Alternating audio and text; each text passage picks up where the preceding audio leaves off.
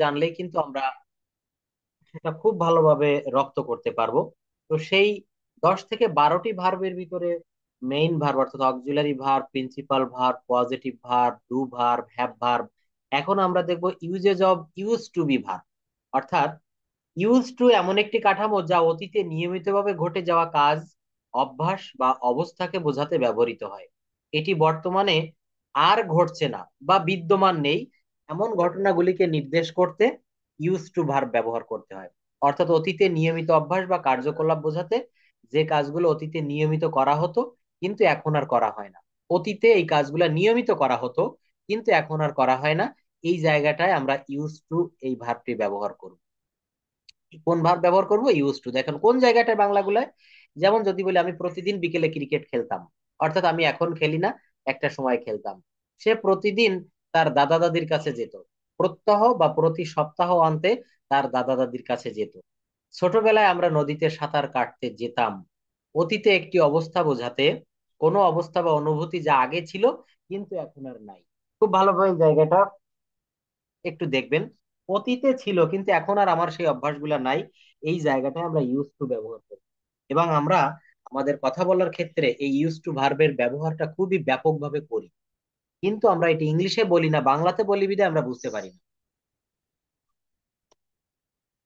Here you can see, আমি প্রথম থেকে একটু শুরু করি।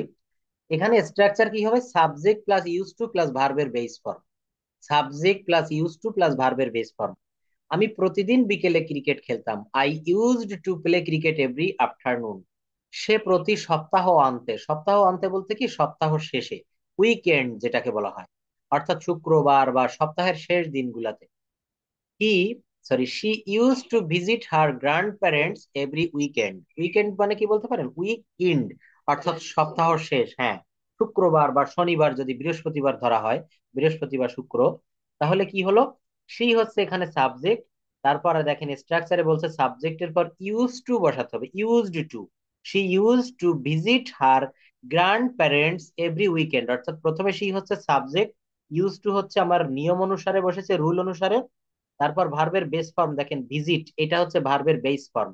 এটাকে যদি বলি ভি টু, বা এটার পাস্ট টেন্স কি হবে? ভিজিটেড। এটার ভি থ্রি কি হবে? ভিজিটেড। এটার আইএনজি কি হবে? ভিজিটিং। এটা থার্ড পার্সন ফর্ম কি হবে? ভিজিটস। যেমন আমি বলেছিলাম ইট, এট, ইটেন। কি বলেছিলাম? ইট, এট, ইটেন। তো এখানে এই ফর্মগুলো আমাদেরকে অবশ্যই অবশ্যই মনে রাখতে হবে এবং মুখস্থ করতে হবে। আমি আমার প্রত্যেকটা ক্লাসে ছেলে মেয়েদেরকে একটা কথা বারবার করে বলি, সেই কথাটি হচ্ছে আমাদেরকে প্রচুর পরিমাণে ভার্ব ফর্ম মুখস্থ করতে হবে। আমরা টিচাররা অনেকে ক্লাসে বলে যে you have to memorise a lot of vocabulary, প্রচুর পরিমাণে ভোকাবুলারি মুখস্থ করতে হবে। তো এখানে ভোকাবুলারি বলতে আমি মূলত বোঝাতে চাই ভার্বের ভোকাবুলারি। আপনি যদি 2 থেকে 3 শত ভার্ব ফর্ম মুখস্থ করতে পারেন, আপনার কথা কোথাও বাদবে না। ইংলিশে কথা বলতে গেলে আপনি কখনো ইচ্ছা করলেও জড়তা আনতে পারবেন না। যেমন ওই যে বলেছিলাম আমি খাই, আই ইট। আমি খেয়েছিলাম, আই এট। এই ইট এর ভি টু ফর্ম হবে হচ্ছে এট। যদি বলি আমি খেয়েছি, তখন কি হবে? I have eaten. I have eaten, thank you. দেখেন তো এইখানে ইটেন আমি কিভাবে লিখবো? ইটেনটা আমার কোথা থেকে আসলো? ওই ইট ভার্ব থেকে এসেছে। Eat, ate, eaten. Eat, ate, eaten. Do, did, done. Go, went, gone. তারপর draw, drew, drawn. Drawn, DRAWN, draw, drew, drawn. তো এইভাবে আমরা ভার্ব ফর্মটা দেখেন, she use to visit her grandparents every weekend. ছোট্টবেলায় আমরা নদীতে সাঁতার কাটতে যেতাম। উই ইউজ টু গো, দেখেন এখানে উই হচ্ছে সাবজেক্ট, তারপর ইউজ টু আমার রুল অনুসারে বসেছে, তারপর ভার্বের বেস ফর্ম বসবে go, swimming in the river when we were kids. অর্থাৎ আপনি যদি এই নিয়মটুকু ধরতে পারেন, প্রথমে সাবজেক্ট, তারপর ইউজ টু, তারপর ভার্বের বেস ফর্ম, তারপর এক্সটেনশন। আমরা সাবজেক্ট ভার্ব অবজেক্ট, আমরা প্রেজেন্ট ইনডেফিনিট টেন্সের গঠন প্রণালীতে কেউ কিন্তু কখনো সাবজেক্ট ভার্ব অবজেক্ট বলবো না। কেন বলবো না এটা আমি ব্যাখ্যা দিয়েছিলাম, কারণ সাবজেক্ট ভার্ব অবজেক্ট না বলে ওখানে এক্সটেনশন বলবো। এক্সটেনশনের জায়গায় কখনো অবজেক্ট হইতে পারে, কখনো কমপ্লিমেন্ট হতে পারে, কখনো অ্যাডভার্বিয়ালস হতে পারে। অ্যাডভার্বিয়ালস এটা হতে পারে। তারপরে দেখেন অতীতের একটি অবস্থা বোঝাতে যখন পাস্ট টেন্স হবে বা পাস্ট স্টেট হবে, তখন আমরা কিভাবে করব? কোনো অবস্থা বা অনুভূতি যা আগে ছিল কিন্তু এখন আর নাই। যা আগে ছিল কিন্তু এখন নাই। এই জায়গাগুলোতে আমরা কিভাবে কমপ্লিট করব? এখানে কিন্তু আমরা এই নিয়মটা অনুসরণ করব। কোন নিয়মটা একটু দেখেন। হ্যার ইউ ক্যান সি, এই এলাকায় আগে একটি সিনেমা হল ছিল। এই এলাকায় আগে একটি সিনেমা হল ছিল। There used to be a cinema hall in this area. এই দেখেন, আমি বলেছিলাম না, বাংলা বাক্যের শেষে, বাংলা বাক্যের শেষে অর্থাৎ বাংলা ক্রিয়া ভার্বের শেষে যদি আছে, নাই, ছিল, ছিল না, আছে, নাই, ছিল, ছিল না, এমন যদি থাকে, তাহলে দেয়ার এর ব্যবহার করতে হয়। কিসের ব্যবহার করব? দেয়ার। এখানেও দেখেন দেয়ার এর ব্যবহার এসেছে। অর্থাৎ মনে রাখবেন, যেমন খুলনায় একটি বিশ্ববিদ্যালয় আছে, ঢাকায় একটি চিড়িয়াখানা আছে, এমন ধরনের বাক্যগুলা কিন্তু আমরা এই দেয়ার দিয়ে করব। হাসনা খাতুন। সবাই কি আমার কথা বুঝতে পারছেন? আমার কথা পৌঁছাচ্ছে সবার কাছে? ধন্যবাদ সবাইকে। রমজানুল মোবারক। পবিত্র রমজান মাস শুরু হয়েছে, অনেকে রোজা সবাই প্রায় ছিলেন, অনেক ক্লান্ত হয়ে গিয়েছে। আস্তে আস্তে এটা আমাদের সহজ হয়ে যাবে, কোনো বিষয় না, অভ্যাস হয়ে যাবে। তো আমরা ক্লাসটা 10:30 থেকেই শুরু করব। সবাই এই রমজান মাসটা একটু ধৈর্য ধরে এইভাবে চলবো। রমজান মাসের পরে আবার আমাদের যার যার সুবিধা মতো জায়গায় আমরা ফিরে যাব। তো এখানে আমরা অতীতের অবস্থা যখন বুঝাবো, এই এলাকায় আগে একটি সিনেমা হল ছিল। আপনি আপনার এক আত্মীয় বাড়িতে বেড়াতে গিয়েছেন। এখন ওই বাড়ির পাশে কিন্তু একটি নদী ছিল। তো নদীটি এখন আর নদী নাই, ওইটা পলি পড়ে ভরাট হয়ে গেছে। তো এইখানে আপনাকে তিনি বলছেন যে এই এলাকায় আগে একটি নদী ছিল, এই জায়গায় আগে একটি নদী ছিল। তাহলে এখানে কি করতে হবে? এই দেয়ার ইউজ টু এর দেখো, there used to be a cinema hall in, এই গ্রামে একটি মসজিদ ছিল। There use to be a mosque this area. He use to be very shy when he was very younger. সে ছোটবেলায় খুব লাজুক স্বভাবের ছিল। এই ভবনটি আগে একটি লাইব্রেরি ছিল। এই ভবনটিতে আগে একটি লাইব্রেরি ছিল। This building used to be a library. দেখেন আমরা প্রেজেন্ট টেন্সে করেছি, অর্থাৎ শুধু ইউজ টু এর ব্যবহার যখন করেছি, প্রেজেন্ট টেন্স না, তখন আমরা ইউজ টু অতীতকালের নিয়মিত অভ্যাস, কিন্তু এখন আর নাই। আমি প্রতিদিন বিকেলে ক্রিকেট খেলতাম, সে সপ্তাহ অন্তত তার দাদা দাদির কাছে যেত। তারপর আমরা দেখলাম কোনো অবস্থা বা অনুভূতি যা আগে ছিল এখন আর নাই। এই এলাকায় আগে একটি সিনেমা হল ছিল। তারপর সে ছোটবেলায় খুব লাজুক ছিল। কিন্তু এই বাক্যগুলা যখন আমরা নেগেটিভ করব, তখন ওই ইউজ টু এর পরিবর্তে আমরা ডিড নট ইউজ টু ব্যবহার করব। কেন ব্যবহার করব বলেন?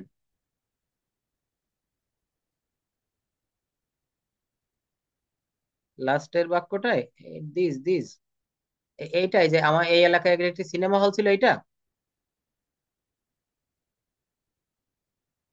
হ্যাঁ হ্যাঁ, দেয়ার ইজ, ও এই যে হ্যাঁ, এটা হচ্ছে এই ভবনটি। তো এই ভবনটি ইংরেজি হচ্ছে দিস বিল্ডিং। যদি বলা হয় এই কলমটি, দিস পেন, এই বইটি, দিস বুক, দিস মানে হচ্ছে এই। বুঝতে পেরেছেন? হুম। Thank you. যখনই না বুঝবেন আমার কাছে কোশ্চেন করবেন, কোনো লাইন আমি স্কিপ করে যাব না, কোনো সেন্টেন্স, কোনো মানে ওয়ার্ড পর্যন্ত আমি পড়িয়ে বুঝাই দিয়ে যাব। দেখেন, নেগেটিভ ফর্মে ইউজ টু এর নেগেটিভ রূপ ব্যবহার করুন। ইউজ টু এর নেগেটিভ রূপ কেমন? যেমন, আমি আগে কফি পছন্দ করতাম না, কিন্তু এখন করি। সে নিয়মিত ব্যায়াম করতো না। তারা আগে এই পাড়ায় বা এই বাড়িতে থাকতো না। এইটা যখন এই যে না শব্দটা চলে আসলো নেগেটিভ, তখন আমাকে ডিড নট আনতে হবে। এই জায়গাটা দেখেন স্ট্রাকচার, এখানে আমাকে কি আনতে হবে? ডিড নট আনবো। আমি কেন ডিড নট আনবো? কারণ আমরা জানি যে পাস্ট টেন্সের নেগেটিভ করতে গেলে ডিড নট ব্যবহার করতে। যেমন subject plus did not use two. আগে আমরা শুধু ইউজ টু ব্যবহার করেছি, ইউজ না, ভালো করে দেখেন, ইউজড ব্যবহার করেছি, ইউএস, ওর সঙ্গে ইডি ব্যবহার করেছি। ইউএস, ওর সঙ্গে আমরা কিন্তু ইডি ব্যবহার। 1 মিনিট করেন, বিদ্যুৎ ছিল না, বিদ্যুৎ আসছে। Just wait a minute.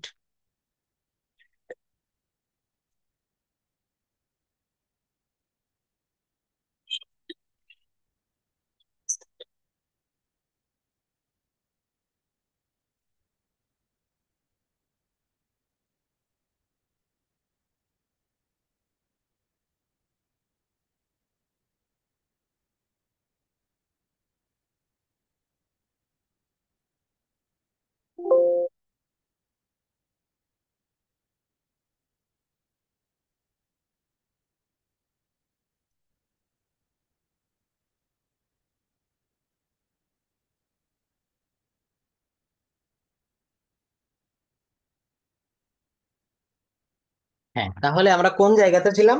আমরা এই স্যার ডিড আমার নট। একটা প্রশ্ন ছিল। হ্যাঁ, অবশ্যই বলেন। স্যার আমরা ইউজ টু কি সবসময় মানে অতীতের কোনো কিছু বোঝাতে ব্যবহার করব? একদমই ঠিক। দেখেন, অতীতে যখন নিয়মিত কোনো অভ্যাস বুঝাবে, তখন আপনি ইউজ টু ব্যবহার করবেন। ইউএস ওর পরে ইডি, উচ্চারণটা হবে ইউজড, একটি ডি আসবে সাউন্ড। বাংলায় ড, ইংলিশে ডি। কিন্তু আমরা চলন্ত পথে এটা বলি ইউজ টু। ইউজ টু যেমন subject plus use to plus ভার্বের বেস ফর্ম, এটা আপনি ব্যবহার করবেন এমন ক্ষেত্রে যখন অতীতকালের নিয়মিত অভ্যাস বুঝাবে বা অভ্যাসের নেগেটিভ বুঝাবে, তেমন জায়গায় আপনি ইউজ টু ব্যবহার করবেন। এটা তো প্রেজেন্টের কোনো কিছুতে ইউজ না না হয় না, না। এটা প্রেজেন্টে স্বাভাবিকভাবে হয় না। এটা দেখেন, এই যে এই জায়গাটা একটু দেখেন, আমি মার্ক করে দিলাম কালার করে। এটা কিভাবে হচ্ছে, এই জায়গাটা একটু দেখবো। অতীতে কোনো কাজ বা অবস্থা ঘটতো না। অতীতে কোনো কাজ অবস্থা বা ঘটতো না, অর্থাৎ নেগেটিভ ফর্মে যখন বুঝাবে, তখন আমরা ডিড নট ইউজ ব্যবহার করব। আচ্ছা, আমরা ডিড কোথায় ব্যবহার করি আপনাদের মনে আছে তো? আমরা যেমন আমি যদি বলি আমি ভাত খেতাম, আর আমি যদি বলি আমি ভাত খেতাম না, অর্থাৎ পাস্ট টেন্সের। যেমন আমার একটি কলম ছিল, আর যদি বলি আমার একটি কলম ছিল না, তো আমার একটি কলম ছিল ইংরেজি কি? I had a pen. I had a pen. আমার একটি কলম ছিল না। এখানে দেখেন, বলছে যে আমি আগে কফি পছন্দ করতাম না। এইটুকুর ইংলিশ কি? এই জায়গাটুকু দেখেন, আমি আগে কফি পছন্দ করতাম না। এইটুকু হচ্ছে I did not use two. এই ইউজ টু হচ্ছে আমার রুল অনুসারে বসেছে, ইউজ এর পরে টু আপনাকে দিতেই হবে, এটা একসঙ্গে বসবে। I did not use to like coffee. তো এই ব্যাখ্যাটা আমি দিয়েছিলাম পূর্বে। যখন কোনো বাক্যে ডিড ব্যবহার করবেন, যখন কোনো বাক্যে ডিড ব্যবহার করবেন, ওই ডিড এর পরে বারবার প্রেজেন্ট ফর্ম দিতে হয়। তো দেখেন, এই যে ডিড এর পরে এখানে আর ইউজড হয়নি, কিন্তু আপনি উপরের বাক্যগুলো দেখেন সরাসরি কিন্তু ইউজড বসেছে। এই ভবনটি আগে একটি লাইব্রেরি ছিল। This building use to be a library. দেখেন, এখানে ইউজড বসেছে, কিন্তু এখানে কিন্তু ডিড নট এর পরে আমি আর ইউজড দিতে পারিনি, এখানে ইউজ বসিয়েছি। I did not use to like coffee, but now I love it. But now I love it. আমি আগে কফি পছন্দ করতাম না, কিন্তু এখন ভালোবাসি। But now I love it. আমি আগে কফি পছন্দ করতাম না। এইটুকে কি হবে translation? I did not use to like coffee. Like মানে পছন্দ করা। সে নিয়মিত ব্যায়াম করতো না। He did not use to exercise regularly.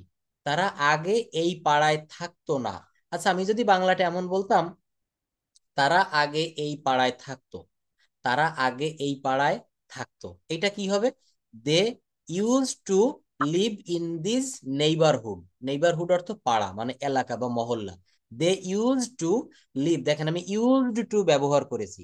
তারা আগে এই পাড়ায় থাকতো। কিন্তু যখন আমি বাক্যটা নেগেটিভ বললাম, তারা আগে এই পাড়ায় থাকতো না, অর্থাৎ এখন তারা নতুন এসে বসতি স্থাপন করেছে, তখন কি হবে? তারা আগে এই পাড়ায় থাকতো না। দেখেন, দে ডিড নট ইউজ।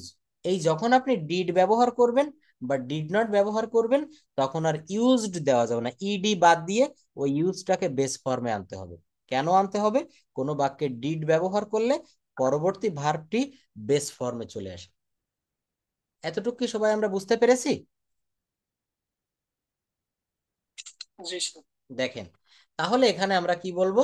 অতীতের কোনো অতীতে কোনো কাজ বা অবস্থা ঘটতো না বোঝাতে এই বাক্যগুলা ব্যবহার করা হয়। দেখেন, আমি একটু আপনাদের স্পোকেন ইংলিশে একটু চলে যাই আজকে। এইখানে আমরা এই বাক্যগুলা যদি একটু প্র্যাকটিস করি ভালোভাবে, এই রুলগুলা, ইউজ টু এর ব্যবহার, ডিড নট ইউজ টু এর ব্যবহার, ডিড ইউজ টু এর ব্যবহার, এগুলা যদি ভালো করে পারি, ওই বেসিক জায়গাটা ভালো করে পারি, স্পোকেন ইংলিশে আমাদের এগুলা খুবই সহজ হয়ে যাবে, ফ্রি হ্যান্ড রাইটিং এও সহজ হবে। দেখেন, ইংলিশ টু বেঙ্গলি ট্রান্সলেশন, অর্থাৎ ইংরেজি থেকে যখন আমরা বাংলায় ট্রান্সলেশন করব, তখন এই জায়গাগুলো আমাদের কাছে খুবই সহজ মনে হবে। কোন জায়গাগুলো? দেখেন, আমি সাকিবকে খুব ভালোবাসি, তার দৃঢ় ব্যক্তিত্ব আছে। সাকিব সবার চাইতে আলাদা, তার বয়স প্রায় 22 বছর। সে খুবই কর্তব্যপরায়ণ, সে আমার খোঁজ খবর নেয়। দেখেন, প্রত্যেকটা বাক্য কোন টেন্স, কোন প্রকার সেন্টেন্স, এটা কিন্তু সঙ্গে সঙ্গে আপনার ব্রেনে চলে আসতে হবে। আর ব্রেনে কিভাবে আসবো? আমি এই যে বেসিকের যে ক্লাসগুলো নিচ্ছি, এই ক্লাসগুলো কেউ যদি ভালোভাবে করে, প্রত্যেক দিন অ্যাটেন্ড করে, বলেন। টেন্সে? একদমই হ্যাঁ, এখানে আমি প্রত্যেকটা পড়ি, আপনারা একটু খুঁজে খুঁজে দেখবেন, এটা আপনাদের হোমওয়ার্ক দিব আজকে, এই শীটটা আপনাদের পাঠিয়ে দিব। সে আমার খোঁজ খবর নেয়, এমনকি সে আমার পড়াশোনার ব্যাপারেও খুব তাগিদ দেয়। সে খুব খুশি হয় যদি আমি পরীক্ষায় ভালো ফলাফল করি। কোন টেন্স দেখেন, ভালো ফলাফল করি। আমার স্বাস্থ্য সম্পর্কেও সে খুব সচেতন। এখানে একটি কথা জানিয়ে রাখি, যখন আপনি টেন্সটা আইডেন্টিফাই করতে পারবেন যে এইটি প্রেজেন্ট ইনডেফিনিট টেন্স, এইটি প্রেজেন্ট পারফেক্ট টেন্স, টেন্স যখন খুঁজে বের করতে পারবেন, পরে আরেকটি দায়িত্ব করতে হবে। সেই দায়িত্বটা হচ্ছে ওই টেন্স, মনে করেন আপনি বুঝতে পারছেন যে এই বাক্যটা প্রেজেন্ট পারফেক্ট টেন্স, তাহলে প্রেজেন্ট পারফেক্ট টেন্সের গঠন প্রণালীটাও একটু মনে রাখতে হবে। সাবজেক্ট প্লাস হ্যাজ বা হ্যাভ প্লাস ভার্বের ভি3 প্লাস অবজেক্ট। এইটা যখন আপনি জেনে যাবেন, একটি বাক্য বাংলা থেকে মাত্র 2 সেকেন্ড 5 সেকেন্ডের ভিতরে কিন্তু আপনি ইংলিশে ট্রান্সলেট করতে পারবেন। আমি যখন when I start to speak in English, I will not use any Bengali sound, any single word of Bengali, always I can speak in English like the English, because I know the rules of tense and the rules of parts of speech, modal and semi-modal verbs. But if you want to speak in English like a foreigner, you must know the rules of English grammar. Then you will be able to speak in English like the foreigner, like the English. আমি কি বললাম? এই দেখেন, অর্থাৎ আমি বলেছি আমি যখন বাংলা বলা শুরু করব, সরি ইংরেজি বলা শুরু করব, আমার মুখ থেকে একটি বাংলা ওয়ার্ডও বের হবে না। এবং আমি স্পন্টেনিয়াসলি, যে বলেছি লাইক দ্য ইংলিশ, অর্থাৎ ইংরেজদের মতো করে, যে কোনো ভাষা, ইংরেজি একটা ভাষা, এর পূর্বে দি বসিয়েছি, লাইক দ্য ইংলিশ, অর্থাৎ ভাষার পূর্বে দি ব্যবহার করলে ওই ভাষার জাতিকে বোঝায়। আমি যখন ইংরেজিতে কথা বলবো, আমার মুখ থেকে একটি বাংলা ওয়ার্ডও বের হবে না। কেন হবে না? আমি টেন্স জানি, আমি গ্রামারের রুল জানি। তো আপনারাও যখন টেন্সটা আইডেন্টিফাই করতে পারবেন, বুঝতে পারবেন যে, এবং এটা কি করতে হবে, সেকেন্ডের ভিতরে, মাইক্রো সেকেন্ড ন্যানো সেকেন্ডের ভিতরে করতে করতে হবে। আপনাকে হঠাৎ করে বলা হলো যে আপনি ইংলিশে আপনার নিজের পরিচয় দেন, বা ইংলিশে আপনাকে একটা বক্তব্য দিতে হবে। কোনো একটা অনুষ্ঠানে গিয়েছেন, সেখানে কেউ বাংলা বোঝে না, সবাই ইংরেজ, সাদা চামড়ার লোক। তো ওখানে কি করতে হবে, ওখানে বাংলা বলা অ্যালাউ হবে না, আপনাকে ইংলিশে বলতে হবে। তো দেখেন, আপনি যে বিষয়ের উপরে বক্তব্য দিতে চাচ্ছেন, বা আপনার মনে প্রথমে তো আগে বাংলাটা সাজাতে হবে। ওইটা একেবারে যে হাইব্রিড যে কম্পিউটার বলে, সুপার কম্পিউটার, যেমন মানে ন্যানো সেকেন্ডের ভিতরে বড় বড় জটিল অঙ্কের হিসাব দিতে পারে, ক্যালকুলেশন করে দিতে পারে, আপনাকেও কিন্তু ওই বাংলা, যে কথাগুলো বাংলায় আপনার ব্রেনে আসছে, দেন অ্যান্ড দেয়ার, অর্থাৎ সঙ্গে সঙ্গে আপনাকে ওইগুলো ইংলিশে ট্রান্সলেট করে দিতে হবে। ওইটা যদি আপনি করে দিতে পারবেন, তো আপনি ইংরেজি শিখে গেছেন, আর কিচ্ছু লাগবে না। তো ওই জায়গাটা পারতে গেলে আপনাকে এই বেসিক গ্রামার গুলো, এই যে ইউজ টু এর ব্যবহার করাচ্ছি, মডাল ভার্বের ব্যবহার করিয়েছি, সেমি মডাল ভার্বের ব্যবহার করিয়েছি, এই জায়গাগুলো আপনাকে খুব ভালো করে একটু দেখতে হবে। এইটা যখন আপনি পারবেন, তখন ওই বাংলা কথাগুলো আপনার মন থেকে অটোমেটিকলি ইংলিশ হয়ে বের হবে। ওই যে দেখছেন অনেক জায়গায়, ওই যে ধান ভাঙানো, ধানের যে মিল গুলো আছে, অটোমেটিক রাইস মিল বলে, কোটি কোটি টাকা খরচ করে বসাতে হয়। তো ওখানে আপনি কাঁচা একেবারে, মানে জমি থেকে কেটে নিয়ে সেই সবুজ কাঁচা ধান ওখানে দিলেও কিন্তু চাউল হয়ে বেরিয়ে আসে খুব সুন্দরভাবে, কারণ ওখানে প্রসেসিং করার বিভিন্ন যন্ত্র থাকে। তো আমাদের ব্রেনের ভিতরেও মানে এখানে প্রসেসিং এর যন্ত্র রয়েছে। আপনি বাংলা ভাষা ওখানে সেট আপ করে দিবেন, ওটা ইংলিশ হয়ে বেরিয়ে আসবে। কিভাবে? এই গ্রামারের রুল গুলো জানতে হবে। দেখেন, subject plus did not use to plus ভার্বের বেস ফর্ম। এক্সাম্পল কি? I did not use to like coffee, but now I love it. তারপর কি ছিল? এটা হচ্ছে নেগেটিভ হয়ে গেল, they did not use to live in this neighbourhood, তারা আগে এই পাড়ায় বসবাস করতো না, এই পাড়ায় থাকতো না। অর্থাৎ এখানে থাকতো ইংরেজি হলে ইউজড টু হতো, আর যেহেতু থাকতো না, নেগেটিভ করতে হবে, এখানে ডিড আনতে হবে। তারপর দেখেন, ইন্টারোগেটিভ বা প্রশ্নবোধক যখন করব কি হবে, একেবারে সহজ, ওই যে ডিড রয়েছে, ওই ডিডটা শুধু একেবারে সর্বপ্রথমে বসিয়ে দিতে হবে, বাক্যের শুরুতে ডিড বসাতে হবে।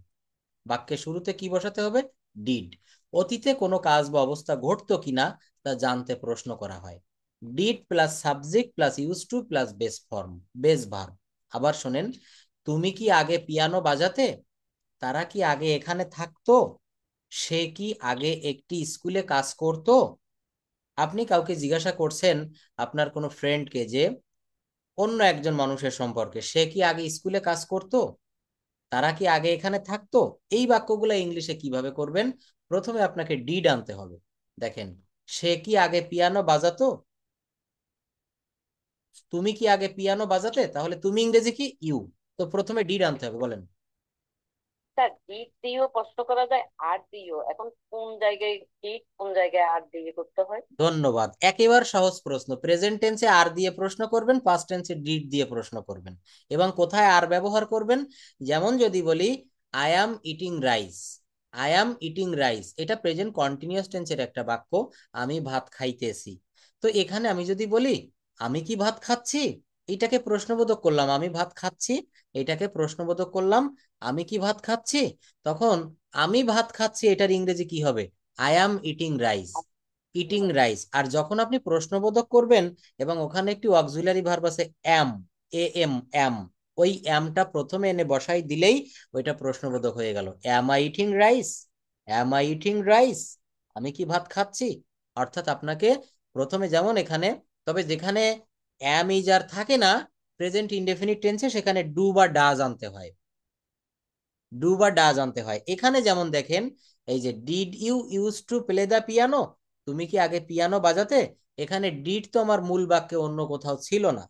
যদি বলা হয় তুমি পিয়ানো বাজাতে, তুমি পিয়ানো বাজাতে, অ্যাফার্মেটিভ করেন তো কি হবে? তখন হবে you, you, you use to play the piano, you used, you S E D, you used to play the piano. এই লাইনটা ভালো করে খেয়াল করেন, এই সেন্টেন্সের ভিতরে আপনি সবকিছু পেয়ে যাবেন। অর্থাৎ এখানে আমি কি বলেছি? এখানে বলেছি যে যখন প্রেজেন্ট টেন্স হবে, দেখেন একটু ভালো করে খেয়াল করি, এই যে did you, did you use to play the violin বা প্লে দা পিয়ানো, তুমি কি আগে পিয়ানো বাজাতে, এটা তো প্রশ্নবোধক, এটা অ্যাফার্মেটিভ করেন। তখন হবে you used to play the piano, তুমি আগে পিয়ানো বাজাতে। আর যখন প্রশ্নবোধক করব তখন এখানে ডিড আনতে হবে। কেন আনতে হবে? আমার রুল অনুসারে বলছে যে পাস্ট টেন্সে প্রশ্নবোধক করতে গেলে বা না বোধক করতে গেলে ডিড অথবা ডিড নট, ডিড অথবা ডিড নট। প্রশ্নবোধক হলে ডিড, আর প্রশ্ন না বোধক অর্থাৎ নেগেটিভ হলে did not. I went to school, he went to school, সে স্কুলে গিয়েছিল।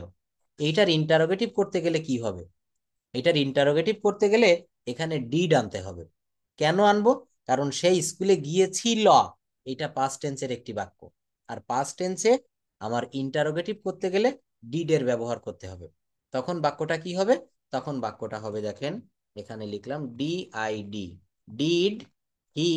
এইবার এখানে ভার্বটা কি লিখবো? গো লিখবো নাকি আমি ওয়েন্ট লিখবো, বলেন তো? গো। Thank you. এই জায়গাটা আমি চাচ্ছিলাম। ডিড এর পরে ভার্বের বেস ফর্ম দিতে হবে। Did he go to school, go to school, S C H double L.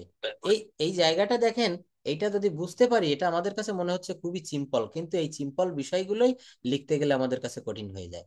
Did he go to school, আমরা অনেকে লিখে দেই did he went to school, দুইটা পাস্ট ফর্ম একসঙ্গে বসানো হয়ে গেল, ডিড এবং ওয়েন্ট, এবং এটা ভুল হবে।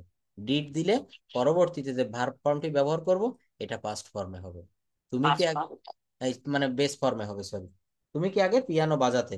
তারপর দেখেন, তারা কি আগে এখানে থাকতো, এই যে বাক্যটা দেখেন, did they use to live here, এই ডিড এর পরে কিন্তু আবার আমি ইউজ ব্যবহার করেছি। Did they use to live, এখানে আমি ইউজড দিতে পারবো না। ইউজড কেন দিব না? ডিড রয়েছে অলরেডি। আর এখানে ইউজড দিলে দুইটা পাস্ট ফর্ম একই সঙ্গে বসানো হয়ে যায়। তারা কি আগে এখানে থাকতো, তারা কি আগে এখানে থাকতো, did they use to live here. সে কি আগে, সে কি আগে একটি স্কুলে কাজ করতো, did she use to work at a school. তো এইটা গেল হচ্ছে ডিড এর চারটা ব্যবহার আমরা শিখলাম, affirmative, negative, interrogative, negative interrogative. এবার দেখবো অ্যাম টু ইউজ টু, মানে am use to, are use to, is use to. অর্থাৎ অ্যাম ইজ আর এর পর ইউজ টু থাকবে, তারপর ভার্বের বেস ফর্ম থাকবে এবং আইএনজি যুক্ত থাকবে। একটি বাক্য আমরা দেখি, আমি ভোরে উঠতে অভ্যস্ত। আমরা অনেকে বলি না আমি খুব ভোরে উঠি, এখানে অনেকেই আছি আমরা, বিশেষ করে ভোরবেলায় যারা নামাজ পড়ি, রোজা রাখতে গেলে সেহেরি খেতে হয়, অনেকের কাজের জন্য বেরিয়ে পড়তে হয়। তো আমরা বলি যে আমি ভোরে উঠতে অভ্যস্ত। এই বাক্যগুলো কিভাবে করব?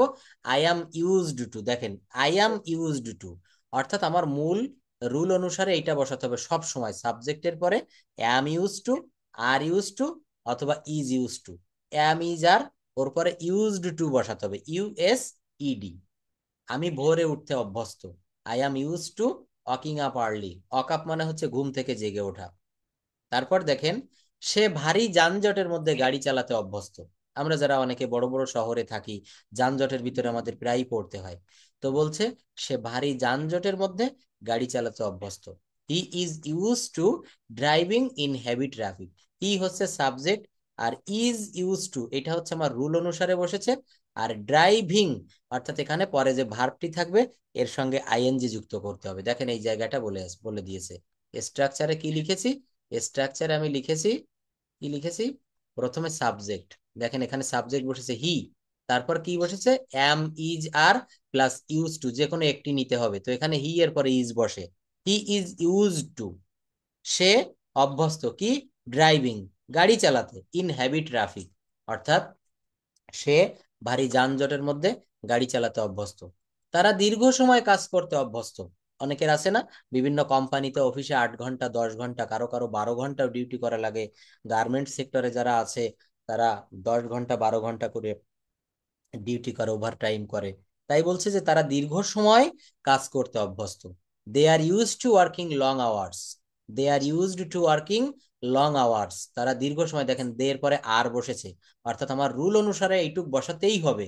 সাবজেক্টের পরে এই যে আর ইউজড টু, এরপরে মূল ভার্বের পর আইএনজি প্লাস এক্সটেনশন। এতটুকু কি কেউ বুঝতে পারছেন, বা আমাদের কি কোনো বুঝতে সমস্যা আছে কোথাও? একটু কাইন্ডলি একটু সাড়া দিবেন। Shyamal Chandra Bhowmik, please respond me, unmute your microphone.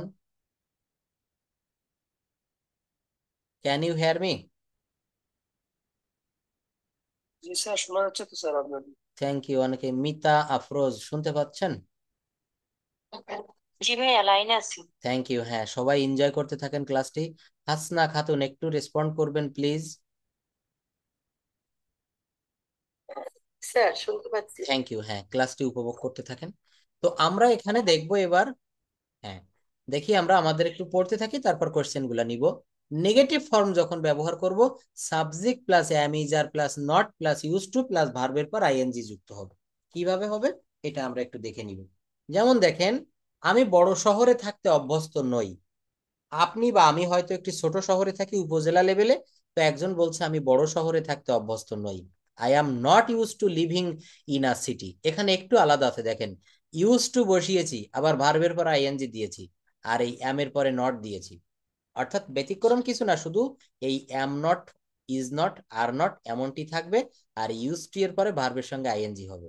অর্থাৎ এখানে এই বাক্যটা আমরা দেখলে বুঝতে পারবো I am not use to এর যে ব্যবহারটা, I am not used to living in a big city. আমি বড় শহরে থাকতে অভ্যস্ত নই। He is not used to eating spicy food. Spicy food মানে কি কেউ বলতে পারবেন? বলেন তো। সুস্বাদু খাওয়ার না? সুস্বাদু খাবার, হ্যাঁ এখানে বানানটা একটু আলাদা আছে। এখানে স্পাইসি ফুড শব্দের অর্থ দেখেন নিচে দেওয়া আছে, ঝাল খাবার, ঝালযুক্ত। আমরা তরকারিতে যে ও, মরিচ বা ঝাল ব্যবহার করি সেইটা মনে রাখবেন, এই শব্দটা স্পাইসি ফুড বা স্পাইসি শব্দের অর্থ হচ্ছে ঝাল। মনে রাখবেন। পেপার, গ্রিন পেপার মানে হচ্ছে কাঁচা মরিচ। প্রচুর পরিমাণে you have to memorise a lot of vocabulary. If you want to speak in English fluently, you must memorise, you must acquire, you must gather a lot of vocabulary. আপনি যত বেশি vocabulary জানবেন, তত বেশি ইংরেজি ভাষায় কথা বলতে পারবেন। কারণ আমরা বাঙালি মানুষ, আমরা যে কথাটা বলবো সেই শব্দটা দু চোখে যা দেখা যায় সেই শব্দটার ইংরেজি থেকে বাংলা, বাংলা থেকে ইংরেজি জানতেই হবে। ইংরেজি ভাষাটা নিয়ে একটু চর্চা করেন, একটু গবেষণা করেন। Within a few days, within 3 months, I hope and I believe it, you will be fluent and expert in this language. এটা কিছুই না, এটা কোনো রকেট সায়েন্স না। এখানে বিজ্ঞানের কোনো বড় বড় থিওরি, বিমান আবিষ্কার করতে গিয়ে যেমন বড় বড় ইঞ্জিন তৈরি করতে গিয়ে গবেষণাগারে অনেক সময় লেগেছে বিজ্ঞানীদের, এখানে কিছুই লাগবে না। ডক্টর মোহাম্মদ শহীদুল্লাহ 18টি ভাষা জানতেন, 17টি ভাষা। তো সেখানে আমরা কেন 2টি ভাষা রপ্ত করতে পারবো না? আমাদের এই মানুষের ভিতরে অনেকে 4টা 5টা ভাষা জানে, হিন্দি, আরবি, বাংলা, ইংরেজি। আমার বাড়ির পাশে একজন রাশিয়াতে থাকে, উনি রুশ ভাষা খুব ভালো জানে। একজন জাপানে থাকে, উনি জাপানি ভাষা খুব ভালো জানে। একজন চায়নাতে থাকে, যখন বাড়িতে আসে তখন দেখছি ওই চায়না ভাষায় কথা বলে, চীনা ভাষা।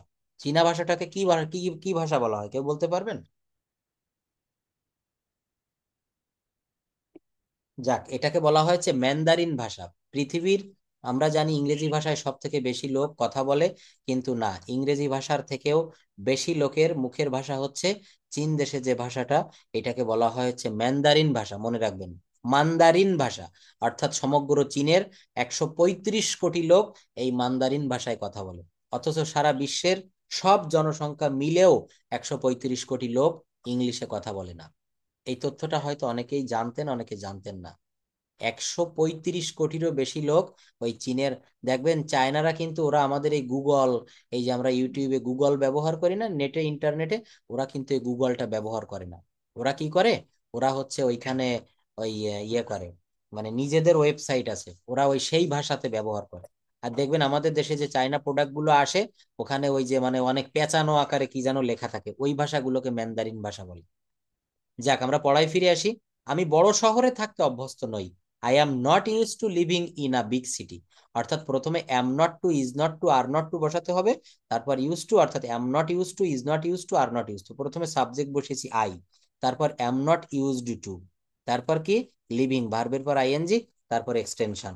আমি বড় শহরে থাকতে অভ্যস্ত নই। সে ঝাল খাবার খেতে অভ্যস্ত নয়।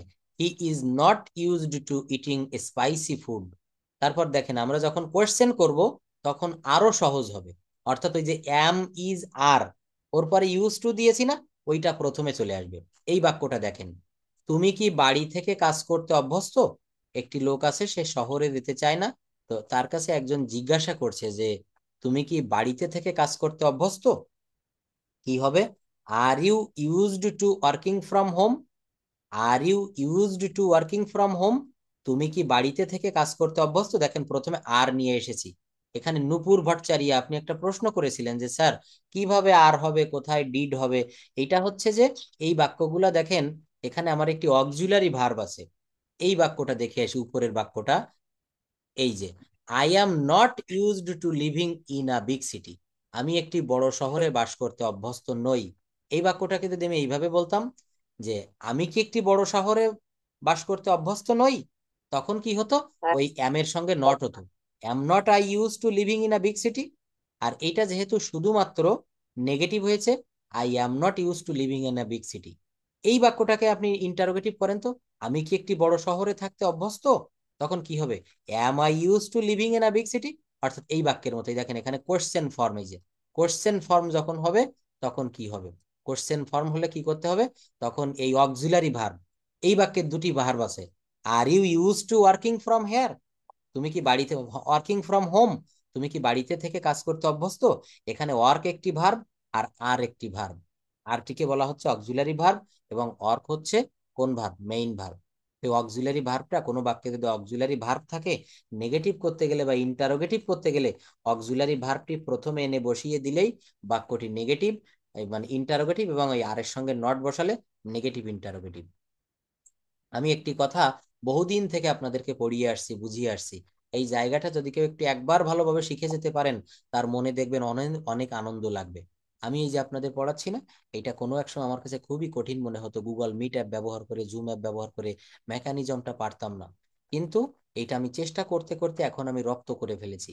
তো আমি যে কথাগুলো বলছি, এইটা আপনারা যদি একবার শিখে ফেলতে পারেন যে স্যার কি বোঝাতে চাচ্ছে, যে কোনো বাক্যকে চার ভাবে কনভার্ট করা যায়। অ্যাফার্মেটিভ, সেখান থেকে নেগেটিভ, সেখান থেকে ইন্টারোগেটিভ, সেখান থেকে নেগেটিভ ইন্টারোগেটিভ।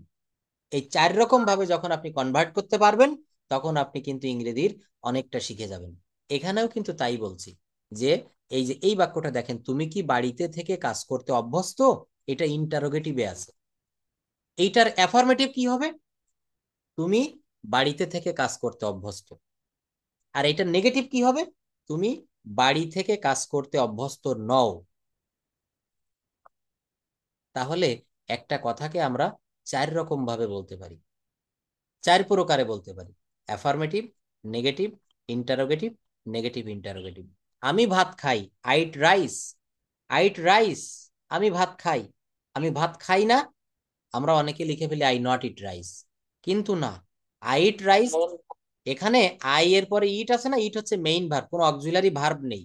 এই জন্য এই বাক্যকে নেগেটিভ করতে গেলে ডু নট আনতে হবে, সাবজেক্ট অনুসারে ডু নট অথবা does not. I do not eat rice. I do not eat rice, আমি ভাত খাই না। আমি কি ভাত খাই? Do I eat rice? Do I eat rice. আর আমি কি ভাত খাই না? Do not I eat rice. খুবই ইজি বিষয়, এটা সবাই একটু মনে রাখবেন। দেখেন তারপর এখানে will get use to plus ভার্বের পর আইএনজি। এটা দেখি, আমি আরো কিছু বিষয় একটু দেখাবো, সবাই একটু দেখেন। বলছে যে উইল গেট ইউজ টু বোঝায় যে স্যার, ভবিষ্যতে, কেউ বলেন। সে কি, ওই জিনিসটা একটু বলেন। ইজ, এই যে আরেকটা আরেকটা, ইজ দা হ্যাঁ ইউজ হ্যাঁ, টু। এটা একটু বুঝাই, হ্যাঁ। বলছে সে হ্যাঁ কি, হ্যাঁ। সে কি এই সফটওয়্যার ব্যবহার করতে অভ্যস্ত, অর্থাৎ মোবাইলে বিভিন্ন সফটওয়্যার আছে না, অ্যাপস যেটাকে বলে। তাই বলছে যে হুম, সে কি এই সফটওয়্যার ব্যবহার করতে অভ্যস্ত। আচ্ছা, এই বাক্যটা ইন্টারোগেটিভে আছে, প্রশ্নবোধক। আমরা ইন্টারোগেটিভ না শিখে আমরা একটু দেখেন তো অ্যাফার্মেটিভ বা পজিটিভটা পারি কিনা। অ্যাফার্মেটিভ বা পজিটিভ একই কথা। বলা হচ্ছে সে কি এই সফটওয়্যার ব্যবহার করতে অভ্যস্ত। কি হবে? Is he, is she used to using this software. অর্থাৎ এখানে ইউজ টু কিন্তু আমার ভার্বের মানে আমার রুল অনুসারে বসেছে, ইউজ টু, ইউএস ইডি। এবং এরপরে আইএনজি থাকবে, এরপরে যে ভার্বটা হবে, ইউজ হচ্ছে ব্যবহার করে, এই যে ব্যবহার করে ইংরেজি ইউজ। কিন্তু আমার রুল অনুসারে দেখেন বলছে এই যে অ্যাম ইজ আর, এটা একটু খেয়াল করেন, am is are plus subject plus use to plus ভার্বের পর আইএনজি। আবার শোনেন, অ্যাম ইজ আর, তারপরেই কিন্তু ইউজ টু দেওয়া যাবে না, অ্যাম ইজ আর পরে সাবজেক্ট দিতে হবে। Am is are plus subject plus use to plus ভার্বের পর আইএনজি। তাহলে দেখেন এখানে অ্যাম ইজ আর এর প্রথমে ইজ বসিয়েছি, তারপর সাবজেক্ট শি বসিয়েছি, শি ভালোভাবে লক্ষ্য করেন চোখ দিয়ে। অ্যাম ইজ আর এর এখানে একটি এনেছি ইজ, তারপরে সাবজেক্ট শি, তাহলে কি দাঁড়ালো? Is she. এবার আমার রুল অনুসারে বলছে ইউজ টু, সেটাও বসিয়ে দিলাম, ইজ শি ইউজ টু, এরপর মূল ভার্বের পর আইএনজি। ইউজ মানে ব্যবহার করা, এখানে মূল ভার্ব হচ্ছে ব্যবহার করা। তাহলে কি দাঁড়ালো? Is she use to using, আর এই সফটওয়্যারটি, তাহলে এই সফটওয়্যারটি ইংরেজি দিস সফটওয়্যার। অর্থাৎ এটা হচ্ছে আমার এক্সটেনশন বা অবজেক্ট যাই বলেন, এই দিস সফটওয়্যার। অর্থাৎ প্রথমে অ্যামিজার একটি আনতে হবে, তারপর সাবজেক্ট বসাতে হবে, সাবজেক্ট বসিয়েছি শি, তারপর আমার নিয়ম অনুসারে ইউজ টু বসেছে, তারপর মূল ভার্ব হচ্ছে ইউজ, এর সঙ্গে আইএনজি বসেছে, দেখেন যেটা রুল অনুসারে হওয়ার কথা সেটাই হয়েছে, ইউজিং, তারপরে দিস সফটওয়্যার। অর্থাৎ is she use, is she used to using this software, সে কি এই সফটওয়্যারটি ব্যবহার করতে অভ্যস্ত। এটা যদি অ্যাফার্মেটিভ করতাম তখন কি হতো? এই ইজটা ওইভাবে বসতো না, এখানে হতো শি ইজ। এই যে দেখেন, এই যে ভার্ব না, এই সরি সাবজেক্ট না শি, এই শির পরে কিন্তু ওই ভার্বটা চলে যেত। অর্থাৎ খুবই সহজে বুঝবেন, কখনো সাবজেক্টের আগে অ্যামিজার আসবে, আবার কখনো সাবজেক্টের পরে অ্যামিজার বসবে। Is she use to using this software, আর যখন অ্যাফার্মেটিভ করব তখন হবে she is use to using this software, she is used to using this software. অর্থাৎ এতটুকু মনে রাখবেন, ওই অক্সিলারি ভার্বের খেলা। সাবজেক্টের আগে দেখেন এখানে শি হচ্ছে সাবজেক্ট, এর আগে কি এনেছি? ইজ। আর যখন অ্যাফার্মেটিভ করব তখন ওই শি সাবজেক্ট, ওর পরে ইজ বসাবো। অ্যাফার্মেটিভে কি হবে? She is, she use is to. Use to using this software. আমি খুব ভেঙে ভেঙে কিন্তু প্রত্যেকটা ক্লাসে হ্যাঁ, বোঝাই, সেই সন্ধ্যা থেকে দুইটা তিনটা ক্লাস নিয়েছি, তারপরও কিন্তু আমি ক্লান্ত অনুভব করলেও আমি সেটা আমার শরীরে আসতে দেই না। আপনাদের জন্য আমি প্রত্যেকটি ব্যাচে কিন্তু সমান পরিশ্রম করে বোঝানোর চেষ্টা করি। আপনারা প্রশ্ন করবেন, আমি কখনো রাগ হব না, বরং খুশি হব। প্রশ্ন করলে আমি বুঝাই দিব, প্রশ্ন করলে তার প্রতি আমি খুশি হব। তো দেখেন এখানে কি বলছে, বলছে যে সে কি এই সফটওয়্যার ব্যবহার করতে অভ্যস্ত। Is she use to using this software, এটা আমরা করলাম হচ্ছে ইন্টারোগেটিভ। এবার দেখবো will get use to plus ভার্বের পর I N G. Will get use to, দেখেন আমি ধীরে ধীরে কিন্তু স্পোকেন ক্লাসের দিকে চলে যাচ্ছি। আজকে এই যে শীটটা আপনাদের দিয়ে দিব ক্লাসের পরে, এইটা আপনাদের হোমওয়ার্ক থাকবে, আপনারা নিজেরা নিজেরা একটু চেষ্টা করবেন। দেখেন এখানে নিজের কাছে নিজে সৎ থাকতে হবে। কিভাবে সৎ? এর উত্তরগুলা কিন্তু এই যে নিচেই দেওয়া আছে। I like Shakib very much, he has a strong possibility personality, Shakib is different all of others, he is about 22 years old, he is very dutiful, he looks after me, even he is aware of my education, he becomes very hip, I cut good figure in the examination, she is also conscious about my physical health. দেখেন এই বাংলার ইংরেজি কিন্তু এখানে দেওয়া আছে, তো ইংলিশটা আপনারা দেখবেন না, আগে বাংলা অনুসারে ইংলিশ করার চেষ্টা করবেন। যেখানে ভুল হয় সেখানে একটু হেল্প নেবেন, অথবা ভুল অনেকগুলা হোক কিন্তু আপনি নিজে নিজে করার চেষ্টা করবেন ট্রান্সলেশন। এটা একটু খাতায় লিখবেন, পরবর্তী ক্লাসে আমি এখান থেকে কোয়েশ্চেন নিব যে আমি সাকিবকে খুব ভালোবাসি, কোন টেন্স, এর ট্রান্সলেশন কি হবে? I like Shakib very much. তারপর কি আছে? তার দৃঢ় ব্যক্তিত্ব আছে। দৃঢ় ব্যক্তিত্ব মানে কি? খুব সুন্দর বা কঠোর শক্তিশালী ব্যক্তিত্ব। হি has a strong personality. He has a strong personality. তার একটি খুব দৃঢ় ব্যক্তিত্ব রয়েছে। তারপর দেখেন, সাকিব সবার চাইতে আলাদা। এইটুকুর ইংলিশ কি হবে? Sakib is different. Sakib is different all of others. All of others অর্থাৎ অন্যদের চেয়ে। এইভাবে আমরা একটু প্র্যাকটিস করব। আমরা কয়েকদিন বাংলাদেশে তথ্য ও যোগাযোগ প্রযুক্তির ব্যবহার দিন দিন বেড়েই চলছে। দেখেন কি বলছে, the information The use of information and communication technology is increasing day by day in Bangladesh. আচ্ছা, এই যে বাক্যটা বললাম, বাংলাদেশে তথ্য ও যোগাযোগ প্রযুক্তির ব্যবহার দিন দিন বেড়ে চলেছে, এই বাক্যের সাবজেক্ট কোনটা? আমরা কি একটু খুঁজে বের করতে পারবো যে এই বাক্যের সাবজেক্ট কি হয়? আমরা তো জানি যে প্রথমে সাবজেক্ট তথ্য বসাতে হয়। প্রযুক্তি না? হুম। তথ্য প্রযুক্তি। হ্যাঁ, দেখেন এখানে আমাদের সাবজেক্টটা তথ্য প্রযুক্তির ব্যবহার। এইখানে বলছে যে the use of information and communication technology, এইটা হচ্ছে আমার সাবজেক্ট। তো দা ইউজ অফ এটা সাবজেক্ট না, কিন্তু এটা বসাতে হয়েছে। কেন বলা হচ্ছে, কেন বসাতে হচ্ছে? এই যে তথ্য প্রযুক্তির ব্যবহার, এই যে প্রযুক্তির র রয়েছে না, এখন আপনাদেরকে বাংলায় কারক পড়ানো লাগবে। ষষ্ঠী বিভক্তিতে র এর বসে। যেমন এই কলমটি আমার, দিস পেন ইজ মাইন, এই বাড়িটি তার। এই যে র এর কারণে কিন্তু এখানে ষষ্ঠী বিভক্তি, যেটাকে বলা হচ্ছে কেস। এই কেসটা আমি আবার একদিন একটু খুব ভালো বুঝাবো। অর্থাৎ এই যে দা ইউজ অফ ইনফরমেশন, এই দা ইউজ অফ এইটার অর্থ হচ্ছে ওই যে ব্যবহার বা প্রযুক্তির। প্রযুক্তির ব্যবহার, দেখেন দুই জায়গায় র রয়েছে, ব্যবহার আর প্রযুক্তির। এই র এর কারণে কিন্তু এখানে অফ বসাতে হচ্ছে। তো এই এতটুকু যদি বাদ দেই, দা ইউজ অফ থাকলো কি? Information and communication technology. এর অর্থ কি? তথ্য প্রযুক্তি। অর্থাৎ আমার সাবজেক্ট হচ্ছে টোটাল এতটুকু। এই যে তথ্য, এই জায়গাটা একটু দেখি, তথ্য ও যোগাযোগ প্রযুক্তির ব্যবহার, এতটুকু কিন্তু আমার সাবজেক্ট। তথ্য ও যোগাযোগ প্রযুক্তির ব্যবহার, তা কি দাঁড়ালো? The use of information and communication technology. এরপরে ভার্ব বসাতে হবে। ভার্ব কি? ইজ। ভার্ব কি বলেন তো? ইজ। আচ্ছা, ইজ এর পর আবার ইনক্রিজিং এসেছে, কেন আসলো? কারণ বাক্যটা কোন টেন্সে আছে? প্রেজেন্ট কন্টিনিউয়াস টেন্সে। এই যে দেখেন, দিন দিন ব্যবহার বেড়েই চলছে। চলছে বললে বললে কি বোঝায়? ঘটমান, বর্তমান বোঝায় না? বর্তমানে চলছে না, বোঝা যায় আমার হুম। কথা?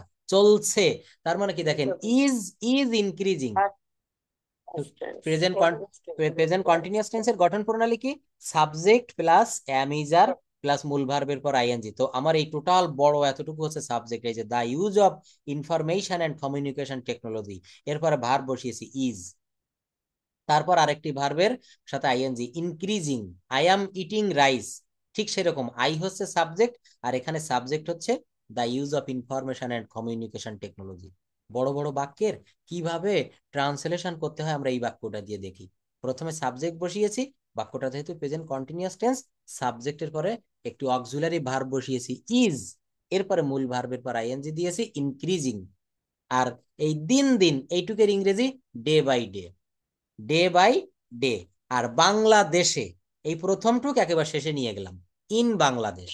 ইন বাংলাদেশ, এই জায়গাটা একটু দেখেন, ইন বাংলাদেশ অর্থাৎ বাংলাদেশে। আমি আবার একটু ব্যাখ্যা করি। তথ্য ও যোগাযোগ প্রযুক্তির ব্যবহার, তথ্য ও যোগাযোগ প্রযুক্তির ব্যবহার, এইটা কি হবে বলেন তো? তথ্য ও যোগাযোগ প্রযুক্তির ব্যবহার, এইটা হচ্ছে আমার subject. The use of information and communication technology কি? তথ্য যোগাযোগ প্রযুক্তির ব্যবহার দিন দিন বেড়ে চলেছে, is increasing day by day. কোথায়? ইন বাংলাদেশ। অর্থাৎ মনে রাখবেন, অ্যাডভার্বটি একটু শেষে বসাতে হয়। কেমন জানেন? সে ধীরে ধীরে হাঁটে, he walks slowly. She walks slowly, সে ধীরে ধীরে হাঁটে। ওই যে স্লোলি অ্যাডভার্ব কোথায় বসিয়েছি? একেবারে শেষে। মনে রাখবেন, বেশিরভাগ জায়গায় অ্যাডভার্ব শেষে বসে, মাঝখানেও বসানো যায়, প্রথমে বসে, ওটা বিষয় না, বেশিরভাগ জায়গায় কিন্তু শেষে বসে। তাহলে কি দাঁড়ালো? বাংলাদেশে তথ্য ও যোগাযোগ প্রযুক্তির ব্যবহার দিন দিন বেড়ে চলেছে। এই ধরনের বাক্য থেকে আপনারা আগে সাবজেক্ট খুঁজে নেবেন, তারপর দেখবেন ওই বাক্যটি কোন টেন্স। প্রেজেন্ট কন্টিনিউয়াস টেন্স বিধায় সেই কন্টিনিউয়াস টেন্সের ফর্মে ফেলে আমি করেছি। যদি প্রেজেন্ট পারফেক্ট টেন্স হতো সেই নিয়ম অনুসারে করতাম, যদি প্রেজেন্ট পারফেক্ট কন্টিনিউয়াস টেন্স হতো সেই নিয়ম অনুসারে করতাম। অর্থাৎ আমাকে মনে রাখতে হবে সর্বাগ্রে টেন্স। দেখেন আমি আবার একটু জায়গায় ফিরে যাই। আমরা এইভাবে একটা জিনিস দেখেন, সোহাগ স্যার আপনাদেরকে ফ্রি ক্লাস, একটু ব্যাকে ফিরে যাই, যখন ওই যে ডেমো ক্লাসগুলো নিয়েছিল, এটাকে বলে আপনার ওই মানে যে ক্লাসগুলো প্রথম দিকে নেয়, বিজ্ঞাপন দেয়, ওই ক্লাসে বলেছিল যে আপনারা যদি ওই দুই একটি করে রুল ইউটিউব থেকে এখান থেকে সেখান থেকে শিখতে থাকেন, তো ওই শেখাটা দিয়ে কখনো ইংরেজি ভাষাটা পাকাপোক্তভাবে শেখা যায় না, শেষ নামানো যায় না। আমি একটা রাস্তা দিয়ে চট্টগ্রাম থেকে ঢাকায় আসব, তো আমার একটা নির্দিষ্ট রুট আছে, বাস ড্রাইভার সেই রুট অনুসারে আমাকে চালিয়ে ঢাকায় পৌঁছে দেয়। তো আমি যদি ওই রুটে না এসে আমি বিভিন্ন এলোমেলো পথে চলে যাই, আমি যদি রাস্তাটা না চিনতে পারি, আমি কি ঢাকায় পৌঁছাতে পারবো? না স্যার। পারবো না। তো আমাকে এই ভাষাটা শিখতে গেলে দেখেন আমি একটা পদ্ধতি অবলম্বন করেছি। এখানে আমি যে শিট গুলা পিডিএফ গুলো আপনাকে দেই, একটা ধারাবাহিক ভাবে কিন্তু আমার কম্পিউটারে সাজানো আছে, আমি সেভাবে দেই। কিন্তু আপনি ছোট ছোট কিছু রুল আছে না, দেখবেন ওই ইউটিউবে অনেকেই দেখায়, দুই একটি রুল দেখেই আমরা মনে করি কি, বাহ ইনি তো খুব ভালো ইংলিশ শিখায়। কিন্তু এগুলো হচ্ছে মানুষের মন কেড়ে নেওয়ার জন্য। আসলে ভাষাটা যদি গোড়া থেকে পাকাপোক্ত ভাবে আপনি শিখতে চান, তাহলে আমি যে পদ্ধতিতে শেখাচ্ছি এই পদ্ধতিতে আপনাকে এগোতেই হবে। অর্থাৎ একজন নির্দিষ্ট মেন্টরের অধীনে থেকে, একজন গাইডের অধীনে থেকে ধারাবাহিকভাবে, ধারাবাহিক নাটক হয় টিভিতে দেখবেন, ওই ইন্ডিয়ার বিভিন্ন সিরিয়াল হয়, বাংলাদেশের অনেক এই যে মোশাররফ করিম বিভিন্ন, আমি চিনি না ভালোভাবে, ওই যে সিরিয়াল গুলো হয়, প্যাকেজ নাটক আছে, আর কিছু ধারাবাহিক নাটক আছে। তো এই ল্যাঙ্গুয়েজটা শেখাটা ঠিক ধারাবাহিক নাটকের মতো, একটি পর্ব বাদ দিলে পরের পর্ব ভালোভাবে বোঝা যায় না। তো এই ভার্বের ব্যবহারটা আমি আপনাদেরকে একদিন কথা দিয়েছিলাম, অনেকগুলা ভার্বের ব্যবহার শিখাবো। আজকে দেখেন ইউজ টু ভার্বের ব্যবহার শিখাচ্ছি। তো এখানে কি আছে, will get use to plus ভার্বের পর আইএনজি, অর্থাৎ ভবিষ্যতে কেউ বা কিছু কোনো কাজ পরিস্থিতিতে অভ্যস্ত হয়ে যাবে, এমন বোঝালে ইউজ টু এর ব্যবহার হয়। Subject plus will get use to plus ভার্বের পর I N G, subject plus will get use to plus ভার্বের পর আইএনজি। যেমন দেখেন, তুমি ভোরে উঠতে অভ্যস্ত হয়ে যাবে, সব সময় এখন যে কথাগুলো হবে ভবিষ্যৎকে কেন্দ্র করে। তুমি ভোরে উঠতে অভ্যস্ত হয়ে যাবে যখন তোমার নতুন চাকরি জীবন শুরু হবে। তারা ঠান্ডা আবহাওয়ায় অভ্যস্ত হয়ে যাবে, তারা ঠান্ডা আবহাওয়ায় অভ্যস্ত হয়ে যাবে। They will, they will get used to living in a cold climate. দেখেন দে উইল, এখানে দে হচ্ছে subject, will get used to, will get used to, এইটা হচ্ছে আমার টোটাল মানে রুল অনুসারে বসেছে। এই যে উইল গেট ইউজ টু, এটা কেন রুল অনুসারে, এই যে উইল গেট ইউজ টু, এইটুকুর অর্থ হচ্ছে অভ্যস্ত হয়ে যাবে। এই যে দেখেন বাংলায় মার্ক করে দিলাম, অভ্যস্ত হয়ে যাবে, এইটুকের ইংরেজি হচ্ছে উইল গেট ইউজড টু। অর্থাৎ আমার এখানে স্ট্রাকচার কি দাঁড়াবে, এই যে স্ট্রাকচার এই জায়গাটা দেখেন, অর্থাৎ subject plus will get use two একসঙ্গে হবে, প্লাস ভার্বের বেস ফর্মের সঙ্গে আইএনজি হবে, ভার্বের বেস ফর্মের সঙ্গে আইএনজি হবে। এই যে কি লিখেছে দেখেন, সে বড় দর্শকের সামনে কথা বলতে অভ্যস্ত হয়ে যাবে।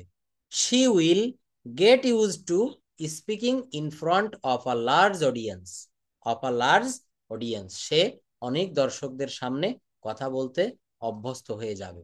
কি হবে, অভ্যস্ত হয়ে যাবে কাদের সামনে, অনেক দর্শকদের সঙ্গে, অনেক দর্শকদের সামনে সে কথা বলতে অভ্যস্ত হয়ে যাবে। তাহলে কি আনতে হবে, প্রথমে সাবজেক্ট শি, তারপর কি আনতে হবে, উইল গেট ইউজ টু, তারপর এই যে মূল ভার্ব হচ্ছে স্পিক, এর সঙ্গে আইএনজি যুক্ত করতে হবে, কি করতে হবে, আইএনজি। তাহলে কি দাঁড়ালো, she will get use to speaking in front of a large audience. এইটুক কিন্তু আমার টোটাল এক্সটেনশন, এখানে অবজেক্ট বলা যাবে না, অবজেক্ট এত বড় হয় না কখনো, এটাকে এক্সটেনশন বলা হচ্ছে। দেখেন এইগুলো প্রথমবার দেখলে একটু কঠিন মনে হবে, কিন্তু এই পিডিএফ গুলো একটু দেখবেন, এইগুলোর রেকর্ডটা একটু দেখবেন, তখন কিন্তু আবার অনেক সহজ মনে হবে। যে কোনো কাজ পৃথিবীতে, যে কোনো কাজ প্রথমে লোহার মতো শক্ত মনে হয়, কিন্তু এই কাজটি করতে করতে করতে করতে করতে এক সময় দেখবেন আপনার কাছে পানির মতো সহজ হয়ে যাবে। কি কথা ঠিক কিনা? হ্যাঁ স্যার। এ- এটা একেবারে মাথা ব্রেনটা স্যার শক্ত হয়ে থাকে। না, এটা আর আজকে বেশি লং করব না, কারণ কি আমরা সবাই এখানে কম বেশি রোজা রেখেছি, সবাইকে পবিত্র রমজান মাসের শুভেচ্ছা, রমজানুল মোবারক। আর এক দুই দিনে যে কেবলই যে কথাটি বললাম, দুইটা তিনটা রোজা হয়ে গেলেই দেখবেন আমাদের শরীরের সঙ্গে কষ্টটা সয়ে যাবে, কষ্ট না আসলে এটা অভ্যাস হয়ে যাবে। তো আমি আজকে যতটুকু শিখালাম আমিও একটু ক্লান্ত। ক্লাসগুলো রমজান মাসে ভাবছেন যে হয়তো হবে কি হবে না, এটা কোনো দুশ্চিন্তার কারণ নাই, রেগুলার ওয়েতে ক্লাস হবে। আর হয়তো 10 দিন 12 দিন পর মাসে, আমার তো গ্রামের বাড়িতে মা বাবাও থাকে, একটু বাইরে যেতে হয়, 1-2 দিন গ্যাপ গেলে ওটা কিছু মনে করবেন না, আমি পরবর্তীতে ক্লাসটা নিয়ে দিব। আর রমজান মাসে একটা নির্দিষ্ট ওয়েতে ঠিক এভাবেই ক্লাসগুলো হবে, এটা নিয়ে কোনো চিন্তা করার দুশ্চিন্তা করার কারণ নাই। আর আজকে যতটুকু শিখালাম এটুকু শিখে রাখেন, এবং এই শিট 2টা পিডিএফ আমি এখনই পাঠিয়ে দিচ্ছি, এইগুলো একটু প্র্যাকটিস করবেন। তো good night to everyone, that's all about me. Okay, Professor, good night. Thank you, see you in the next class.